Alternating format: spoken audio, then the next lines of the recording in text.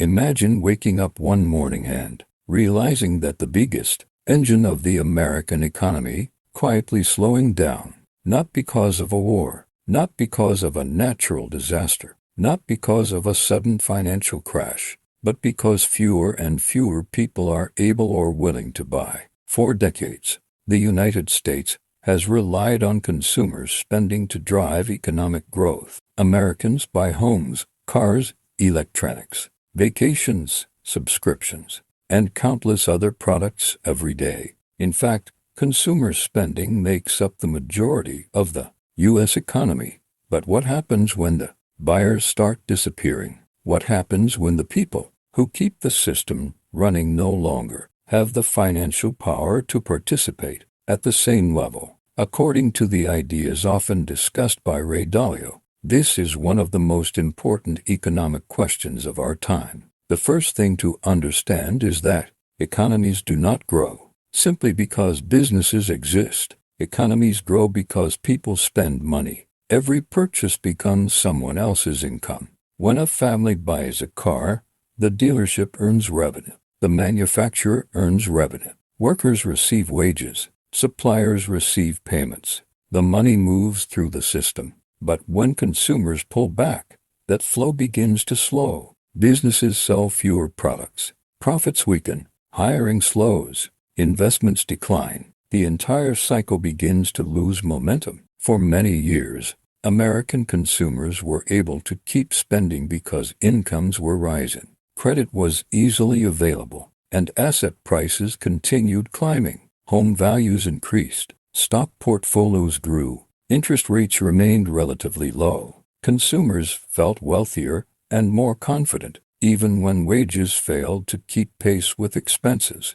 Many households could borrow money to maintain their lifestyles. Credit cards, auto loans, personal loans, and mortgages allowed spending to continue. But there is a limit to how long debt can replace income. One of the biggest concerns facing America today is the growing gap between wages and living costs. While incomes have increased over time, many essential expenses have risen even faster. Housing costs, healthcare expenses, insurance premiums, education costs, and everyday necessities have consumed a larger share of household budgets. Millions of Americans feel financially stretched despite being employed. They are working, earning income, and paying bills, yet they have less disposable income available for additional spending. This matters because discretionary spending is what powers many sectors of the economy. People can delay purchasing a new car. They can postpone home renovations. They can skip vacations. They can reduce entertainment spending. They can cancel subscriptions. These decisions may seem small individually, but when millions of households make them at the same time, the effects become significant. Businesses notice fewer customers. Revenue growth slows. Expansion plans are delayed. Another major factor is debt. Over the past several decades, American households have accumulated enormous amounts of debt. Debt itself is not necessarily a problem. When used responsibly, it can help people buy homes, start businesses, and invest in their future. The problem occurs when debt grows faster than income. At that point, a larger percentage of earnings must be dedicated to servicing existing obligations. Instead of spending money on goods and services, households use more of their income to make loan payments. Ray Dalio has often emphasized the importance of debt cycles in understanding economic behavior. In the early stages of a debt cycle, borrowing can stimulate growth. Consumers spend more. Businesses expand. Asset prices rise. Economic activity accelerates. But eventually, debt reaches levels where borrowers become constrained. They can no longer increase spending at the same pace.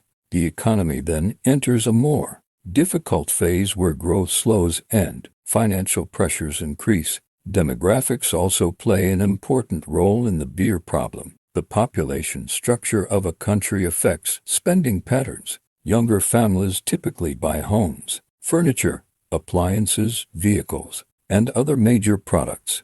Older populations often spend differently. As demographic trends shift, demand can change as well. If fewer people are entering their prime spending years or if younger generations face financial obstacles, overall economic demand may weaken. Many younger Americans today face challenges that previous generations did not experience to the same extent. Housing affordability has become a major issue in many regions. Student debt remains a burden for some households. Entry-level wages often struggle to keep pace with rising living costs. Saving for a down payment on a home can feel increasingly difficult. As a result, some major purchases are delayed for years. These delays reduce demand across multiple industries. The housing market provides a useful example. Traditionally, buying a home triggered a chain reaction of spending. New homeowners often purchased furniture,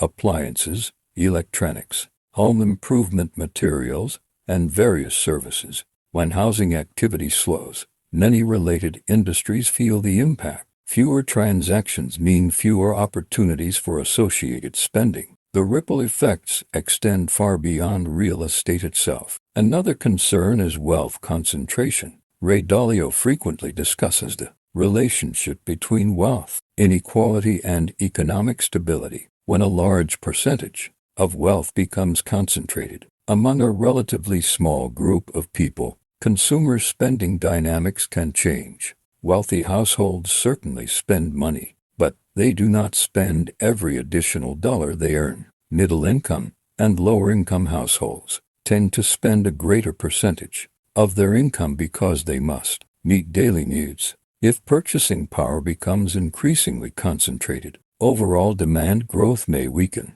Technology has also transformed the economy in unexpected ways. Automation and artificial intelligence can improve productivity and efficiency. Businesses can produce more with fewer resources. While this creates opportunities, it can also create challenges. Workers whose jobs are disrupted may face income uncertainty. If large numbers of workers experience financial instability, consumer demand can suffer. The long-term benefits of technological advancement may be substantial, but the transition period can create economic pressure. Consumer confidence is another critical piece of the puzzle. Spending decisions are influenced not only by current income but also by expectations about the future. If people believe their jobs are secure and their financial prospects are improving, they are more likely to spend. If they worry about layoffs, inflation, debt burdens, or economic uncertainty, they often become more cautious. This caution can become self-reinforcing. Reduced spending leads to slower business activity, which can further weaken confidence. The challenge becomes even more significant when businesses themselves begin anticipating weaker demand. Companies may reduce hiring plans, delay investments, or cut costs. These actions can help preserve profits in the short term, but they may also reduce income growth throughout the economy. Slower wage growth makes consumers even more cautious. The cycle feeds on itself. Global competition adds another layer of complexity. American consumers have long benefited from access to affordable goods produced around the world. However, globalization has also created pressures in certain industries. Manufacturing employment patterns have changed. Supply chains have evolved. Some workers have benefited tremendously, while others have faced economic disruption. These shifts can influence purchasing power and spending behavior across different regions of the country. Inflation has also changed the way households think about money. Even when inflation rates moderate, consumers often remember periods when prices rose rapidly. Higher costs for food, housing, transportation, and services can leave lasting impressions. Families become more selective about spending decisions. They compare prices more carefully. They prioritize essentials. Discretionary purchases may become less frequent. One of the most important ideas associated with Ray Dalio's economic framework is that economies move through cycles rather than straight lines. Periods of growth are often followed by periods of adjustment. Debt expands and contracts. Asset prices rise and fall. Wealth shifts between groups and sectors. Understanding these cycles can help explain why beer activity sometimes weakens even when headline economic statistics appear relatively strong. Financial markets often react before broader economic trends become obvious. Investors constantly evaluate future demand. If they believe consumers are becoming financially constrained, they may adjust expectations for corporate earnings. Market valuations can shift. Businesses dependent on consumer spending may face greater scrutiny. The market essentially attempts to predict where beer behavior is heading next. The phrase "running out of buyers" does not necessarily mean that consumers disappear entirely. Rather, it means that the pool of people capable of increasing spending becomes smaller. Growth becomes harder to achieve. Businesses must compete more aggressively for each customer. Marketing costs rise.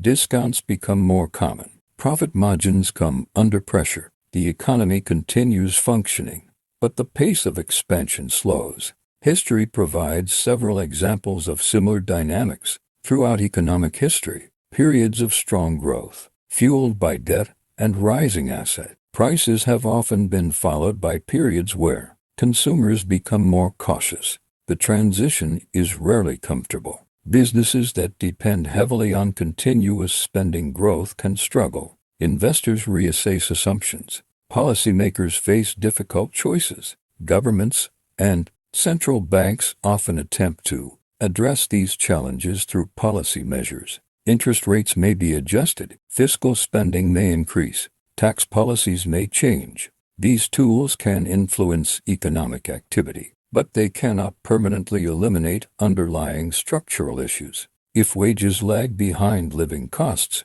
if debt burdens remain high, or if affordability problems persist, consumer demand may remain under pressure. The future of the American economy may depend largely on whether purchasing power can expand broadly across the population. Sustainable growth requires more than rising asset prices. It requires households to have sufficient income, manageable debt levels, and confidence in their financial future. When those conditions exist, consumers spend, businesses invest, jobs are created, economic momentum strengthens. Ray Dalio often emphasizes that understanding cause and effect relationships is more important than focusing on headlines. The real question is not whether buyers are disappearing overnight. The real question is whether the economic conditions that support consumer demand are becoming weaker over time. If they are,